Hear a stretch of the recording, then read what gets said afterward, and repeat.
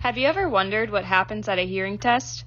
I've probably had about 20 of these done in my life, and every time they feel the exact same.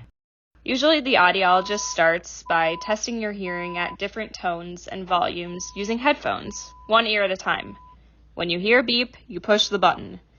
After a while, your ears might start to ring and you don't really know what beeps are real or made up in your head.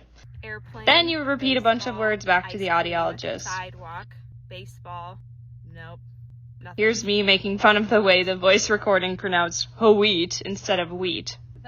Then you do the bone conduction portion where they play a bunch of different loud static noises and you once again do the beeps.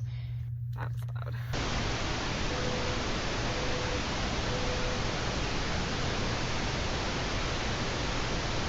And just like that, you're done and you get to see your hearing loss levels on this audiogram graph.